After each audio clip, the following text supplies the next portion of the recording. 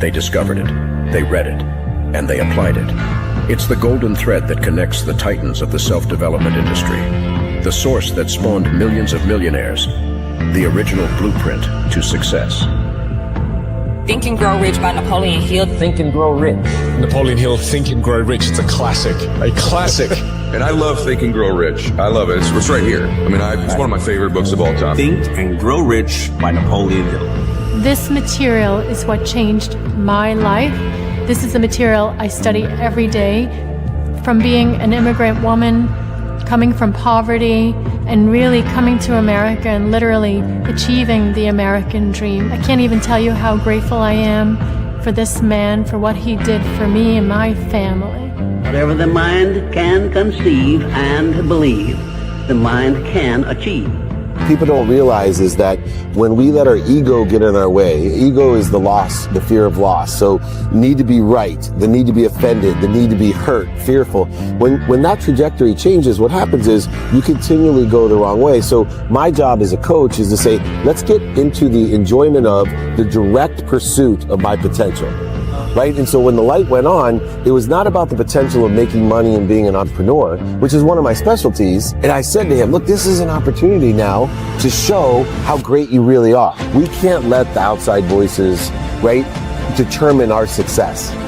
The happiness that we have comes within. Why are you going to give that control to somebody else? Thoughts become things. And I always wonder, why did no one teach us this? Why did we not learn this in school? Why did we not learn this from our families? If you make your study a priority, your life will change. And I came up with 4 really valuable things that I took stock in. And the first one was gratitude. Simple gratitude. Although I grew up with nothing, I was always grateful. Throughout the whole process of consistently, persistently pursuing my potential, I was grateful. It made my past better, my present brighter, and my future even brighter than that. In fact, I tell people all the time, if you want to change your life, change your employee's life, your family life, it's very simple. 2 words, say thank you.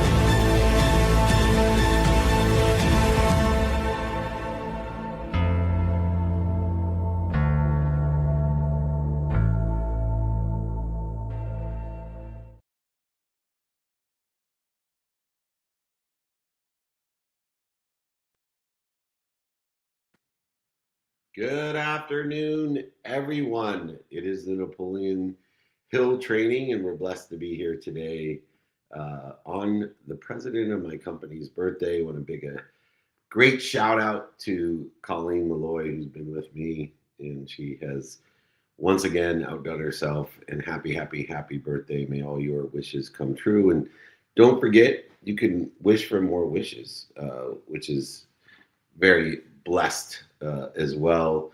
In today's training, we have a very important lesson about how to take selling to serving and understanding the infinite loop of giving and how we sell and how we serve at the same time in an infinite loop of giving and an abundant philosophy of more than enough of everything for everyone, and understanding how from selling to serving we can take that. And so I want to thank everyone today. Just remember that if you like the exercises, the guides on anything mentioned in the training, but specifically for this lesson, from selling to serving, just email me, david@dmeltzer.com, david@dmeltzer.com. And we're in over 200 cities. Come and meet us, david@dmeltzer.com. We'll be in Madison, Wisconsin, and Chicago coming up here in the next few days. All right, let's get to it. There's nothing I'd rather teach than how to sell and serve and take our selling to serving. In business, every word carries energy, a frequency. It makes people feel a certain way. It will attract some and repel others. It either pulls people closer or pushes them away. Too often, we lose so many opportunities and options and touches of favor, not because of price or product, but because our language, our energy creates pressure. instead of partnership. Trust, not persuasion, is the true currency, the energy in motion, a current of energy, a currency of growth. In today's relationship-driven marketplace, our frequency, our tone will outweigh our technique. The most successful leaders and sales professionals don't talk people into anything. They don't talk them into the decisions. They guide them into alignment to take action and, understanding time, emotion, and value changes, prepare for adjustment. We understand that language isn't just communication, it's connection. The shift from selling to serving begins with the definiteness of purpose that Napoleon Hill speaks about, which we know creates the 5 levels of intention to create the coincidences, the coinciding of the universe, to do, say, think, feel, and believe with discipline and repetitive behaviors, aligned with the divine direction we want to be in, and aligning the meaning of the past to not cast a shadow or create resistance or distance between the problem and the solution, the resolution. When our words reflect empathy, curiosity, co-creativity, collaboration, we open doors that our closing tactics never would, could, or should.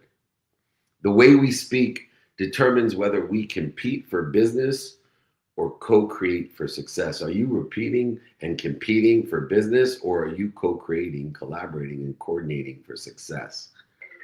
Commanding what we desire in a divine direction, aligning the meaning of the time, emotion, and value of the past to align with where we want to be or better.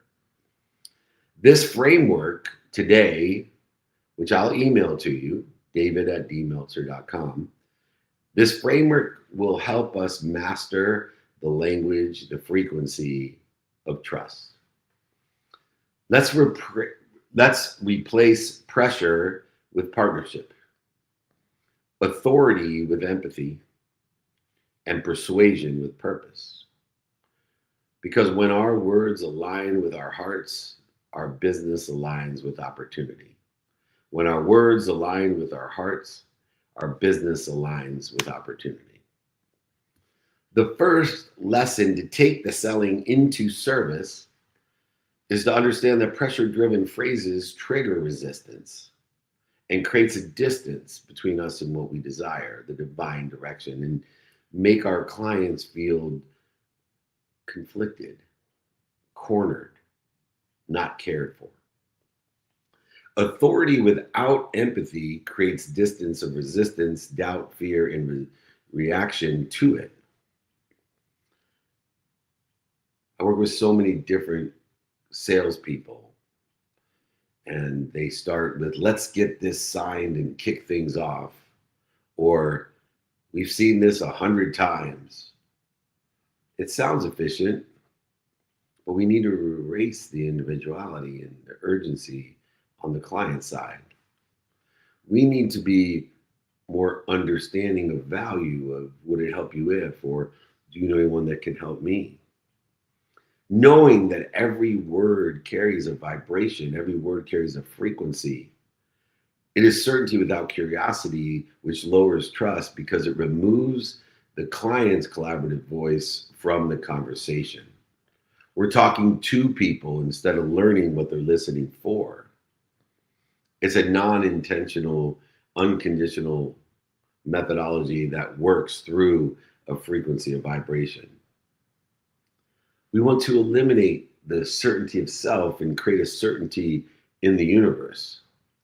We want to eliminate the absolutes like always, guaranteed, and best. We need to replace our assumptions with open-ended prompts. What would it be to make this a clear win for you? Would it help you if? Can you see any reason why? For the sake of what? Practice reflective listening. There's 3 types of listeners. 1 is an interrupter. So many salespeople are interrupters. 2 are waiters, where they just wait for what you're going to say so they can tell you what they think. And then there's the reflective listener, the engaged listener, the intelligent follower, which makes the best leaders, where we are able and capable of repeating and labeling what our client said to us, through us, before we respond. It is not what we say, it's what they hear and feel that allows them to feel cared for. Authority without empathy creates distance of resistance, doubt, and fear, and the reaction to that as well. Lesson number one is the words that break trust are pressure-driven triggers, not curiosity, not listening for. It is not what you say, it's what they hear that determines the fear. The second lesson to understand within the context of service, not selling, is that our empathy-based language, that frequency, that vibration, will create ease, safety, security, trust, credibility. When our clients feel seen, heard, and understood, when they feel seen, heard, and understood, they lean in instead of pulling away. It shortens the distance of resistance between the problem and the solution and the lapse of time that's required to come up with the resolution aligned with the client's time, the client's emotion, the client's value. When we ask questions like, what's your ideal timeline? Or let's find what feels like the best fit for you. We are inviting the coordination, collaboration, the co-creation, the commanding of the divine coincidences. And it will signal a frequency of genuine care. This connection is created through curiosity. Curiosity creates co-creation. Great questions about what people like and what they don't like, what they know and what they don't know, what works and what doesn't work, will turn our monologues of talking to people into a co-created, curious, co-authored solution or resolution. Remember, every problem, the solution is already there. It's just a lapse of time until we find the resolution. As we find these connections and create them through curiosity, collaboration, and coordination, we begin every conversation with discovery, not direction. Discovery, number one, to find what will stimulate the interest. Two, what works, doesn't work, what you know, doesn't know, and what they like and what they don't like. Transitions through discovery, a divine direction. We want to ask, what does success look like for you? For the sake of what do you want that success? And before we even present a solution, understand what they like and don't like, what works and doesn't work, what they know and what they don't know. Because giving them more of what they like, giving them more of what they know, giving them more of what's working, taking away what they don't like, what they don't know, and what isn't working is the only way that we are capable and able of articulating a quantitative value of service, not selling. Acknowledge, acquire the knowledge. Acknowledge means to acquire the knowledge of your uniqueness, your value. Your solution is different. Let's explore this together. Let's understand the value of time, emotion in the context of the circumstances of the day. And let me be open-minded, open-hearted, and open-handed to make sure that we stay aligned with what's important to you, not what's urgent. Make sure that we are utilizing the frequency, the words that will build trust and value. Lesson 3, from selling to serving. We need to shift our energy. We need to shift our frequency. We need to take it from the pressure to partnership without worrying that it is going to weaken our position. It actually will strengthen your influence. When people feel connected, when they feel collaborative and coordinated and trust in those words and frequency, our clients buy with confidence and are comfortable, at ease, to be inspired, to feel what you want them to feel. And they will stay with you. They will buy from you, but also sell for you because of that connection. It does not weaken your position, it strengthens your influence when we take the pressure to partnership. Our methodology guarantees results. Those type of statements are selling. Let's co-create an approach that fits your culture. Does that sound fair? Fair is serving. Can you see any reason that you wouldn't want to utilize this methodology? Do you know anyone that can help me? All create an infinite loop of service and of value and of giving, allowing people to illustrate their capabilities, to enable them to live at their highest self, to be able to help or be able to help or capable of helping others. And if you can assist in that, you are creating a value at its highest frequency, the truth. When we utilize service-based language, it turns resistance into receptivity. What better conduit would we love in the process of providing value than to turn the resistance, the natural human experience in nature, into receptivity? Intention to help for the sake of aligning with what the client or customer desires, to create importance according to the circumstances of today, not to hurry or to create urgency. What moves clients closer is the service-based value and understanding of the time and emotion of that value that turns the resistance and shortens the distance to receptivity. We need to replace the mindset of close the deal, always be closing, with open this relationship with understanding, curiosity, co-creation of value, aligning with the time and emotions of the circumstances of today, and utilizing our own internal language to facilitate that, to make it easy.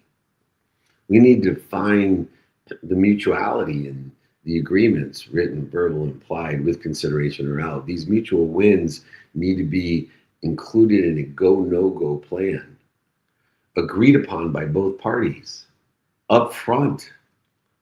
If you're not using some sort of go, no-go plan, please email me. I'll send you the template, the exercise, the guide, the training on the go, no-go plan that allows us to stay aligned with the time, emotion, and value that changes instantaneously from the time of decision or the time of agreement, and allows us to revisit those intentions in an open relationship to provide ourselves a shared scoreboard and permission to allow both parties to change their mind according to the time, the value, and the emotion. Are you utilizing the shared scoreboard of a go, no-go plan, or are you sticking to selling, holding people to their word, to the agreement, to the decision, even though it doesn't make mutual benefit to force somebody into something that does not have value anymore, only causing your receivables to rise, your litigation expenses to rise, your emotional distance of resistance to rise, instead of working in an open relationship of mutual benefit, allowing people to change their mind, align with the time, the value, and the emotion by sharing a scoreboard, a go, no-go plan. Measuring success by alignment of the time, value, and emotion, and trusting that we do have the greater good, the mutual benefit in mind, not selling, not a transaction, not a quid pro quo relationship. Because we know that this is a community of people that want to help each other and know people that help each other. It's a community of people using overlap agreements so that we can buy from each other and sell for each other for life. Nothing will make you more successful than that. If you don't have or utilize overlap agreements, which are of mutual mindset, a non-binding agreement that codifies how we can help each other today, according to the circumstances of the day, but creates an open relationship, a reminder, a memorialization that we want to help each other according to the circumstances of the day. And we want to mutually benefit from how we help each other, how we buy from each other, how we sell for each other. We want to measure our success by alignment and trust, not by signatures. We're just putting ourselves at a disadvantage with an unrealistic perception that time, emotion, and value is not going to change when we do have a signature required. Is this and can this be utilized in every situation? No, not at all. There's so many different rules and regulations and laws that require us to bind each other in those agreements. But I will tell you that over 90% of the agreements that are made do not have to be binding. They can be memorializations with the intention of helping each other and knowing people to help each other, of selling and buying from each other at all times. Please, when I tell you that 90% of all agreements can be memorialized in a non-binding fashion, that 99% of all statistics are made up. The fourth lesson, the ripple effect of trust based off of inspiration, effective communication. Our words in one conversation can shape the reputation of your entire brand. Notating that every person has a different reputation with every person who is aware of the brand, product, service, solution. So in other words, that trust will compound and it will lower the cost of future opportunities, options, and touch of favor while it compounds the number of them. It is our conversations that shape our reputation for our entire brand. The neighborhoods, the teams, the communities that lead with what outcomes matter most to your stakeholders, those shareholders, will create advocates, not just customers. They will not only buy from you, they will sell for you for life. And all great companies expand, grow, accelerate, aggregate those communities in that fashion by understanding, for the sake of the stakeholders, for the sake of the shareholders, we will create a program, a methodology. We will have behaviors and practices and values and execute on those. People try to trust their business all the time. People try to scale their business all the time, but they don't try to scale trust.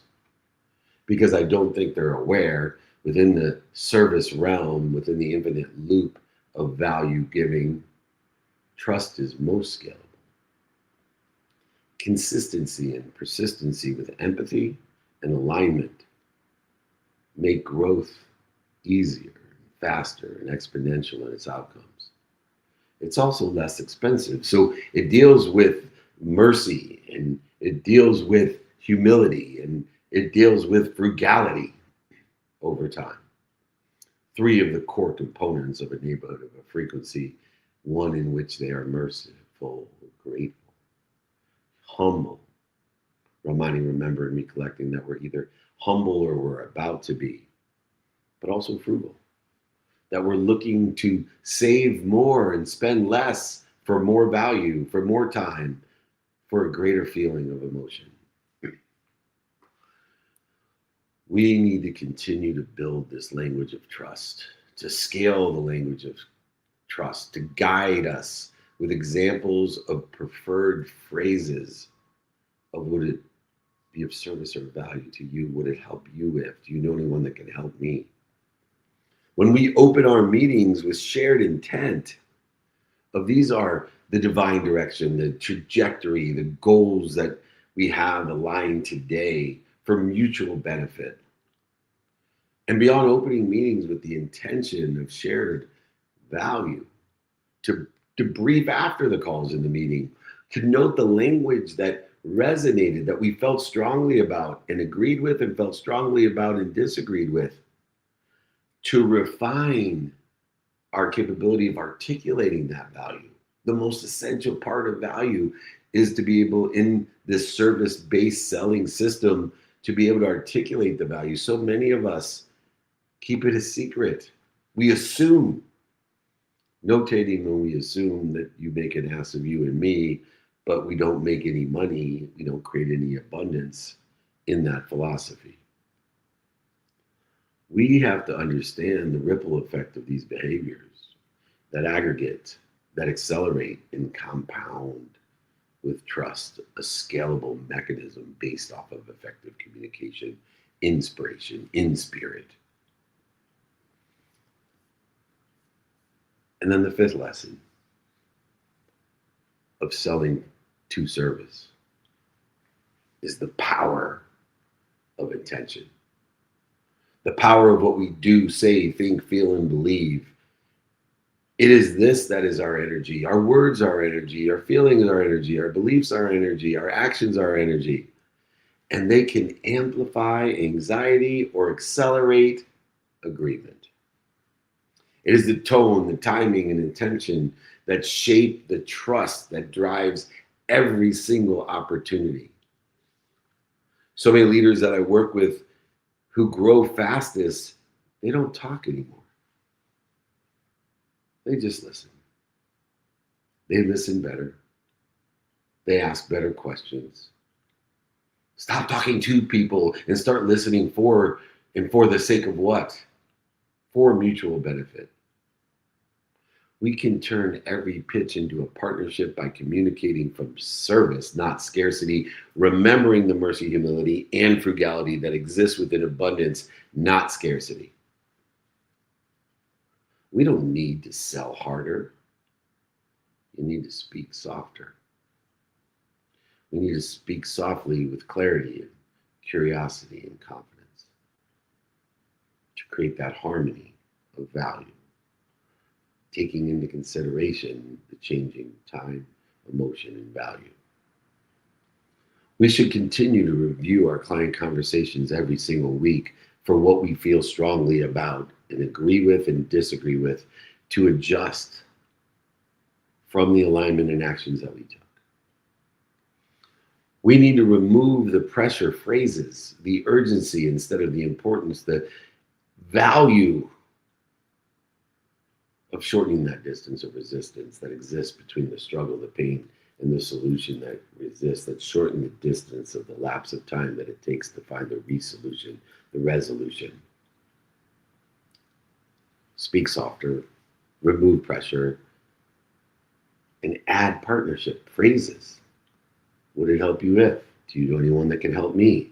Two of my favorite transitory statements of partnership, collaboration, coordination, and co-creation. We can observe how the energy shifts from push to pull. And we can document the exponentiality of the outcomes that are a result of the behaviors that we practice every day, incorporating the values of what we do. We need to take selling to service. We need to know that everything we do, say, think, feel, and believe carries an energy and either pulls people closer or pushes them away. It is trust, not persuasion, is the true currency of growth. We need to know that our words that break that trust. We need to know that words can build that trust. We need to take selling to serving by shifting the pressure to partnership, strengthening our influence, buying with confidence and ease, and staying for connection, to buy from us and sell for us for life. We need to know the ripple effect, the exponentiality of aggregation, acceleration, and compounding effect of the trust-based communication of inspiration. It is a conversation that shapes the reputation. And trust compounds and lowers the cost of opportunities, options, and touches of favor, a scalable component of trust. We need to know the power of intention. What we do say, think, feel, and agree, the AAA strategy of alignment, action, and adjustment, knowing that every decision, every agreement will change instantly, utilizing the go, no go plan in order to create that roadmap, utilizing the time, the tone, and intention that drives these opportunities. Don't talk more, listen better. Speak softer, don't sell harder. Trust is built on one word, one action, one thought, one feeling, and one belief. One tone, one frequency, one intention at a time. The language we choose for ourselves and others determines whether we feel or our clients feel sold or supported. Do you want to sell somebody or go shopping with a friend? Are you pressured or partnered? Every conversation is an opportunity to practice empathy, to listen before leading, become an intelligent follower, and transforms the transactions of quid pro quo into long-term relationships, community of people that want to help each other and know people that will help each other for life. People who buy from each other and sell for each other for life. The most powerful people in business aren't those who talk the most.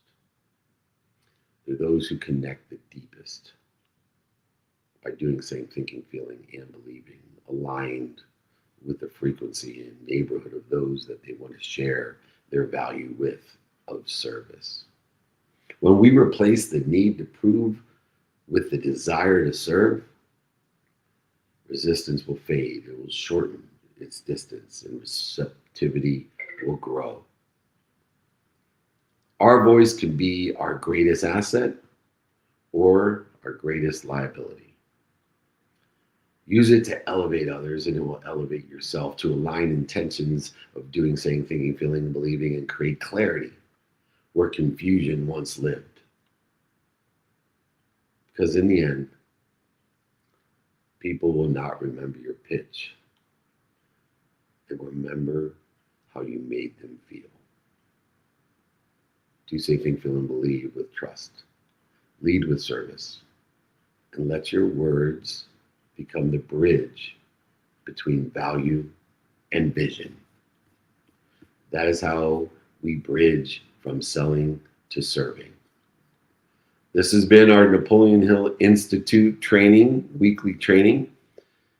Everybody that wants the guides, exercises for the AAA strategy, the go, no go plan, or of course, the full training, please email me, david@dmeltzer.com.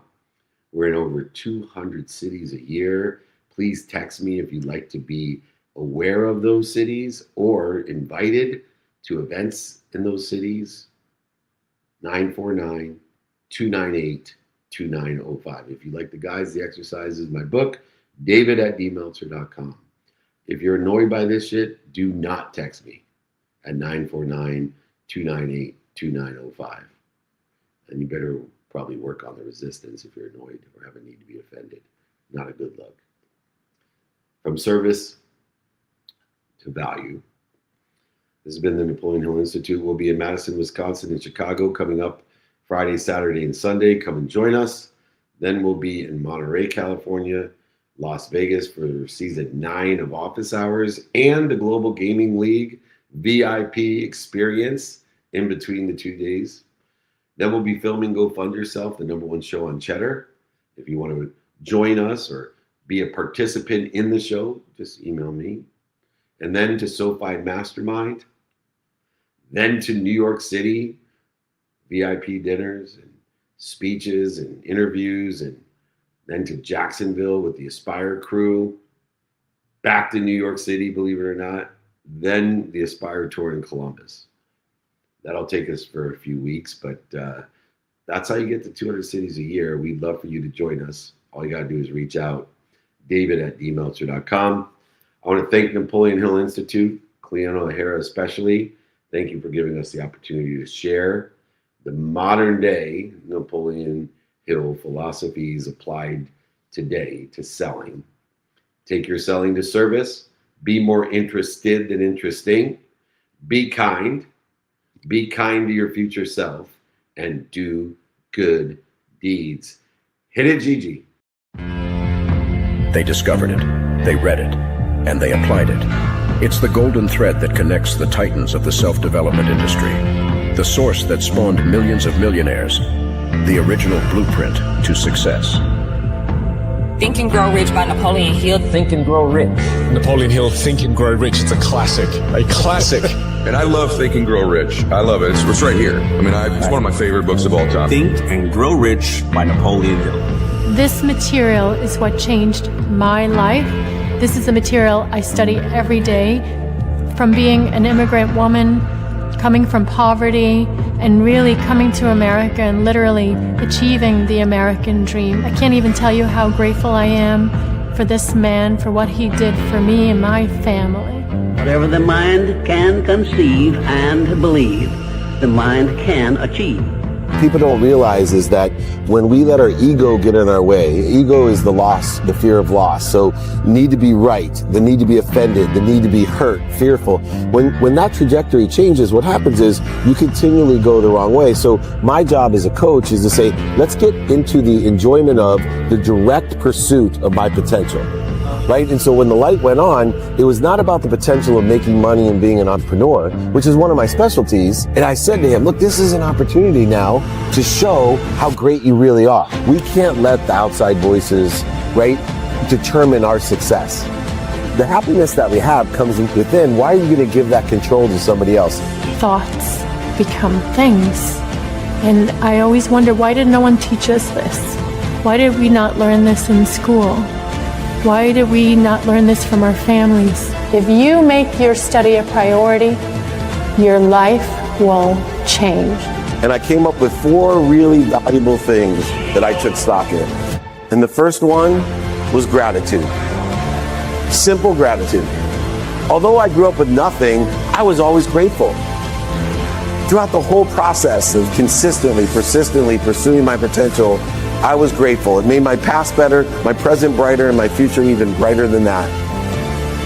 In fact, I tell people all the time, if you want to change your life, change your employee's life, your family life, it's very simple. 2 words, say thank you.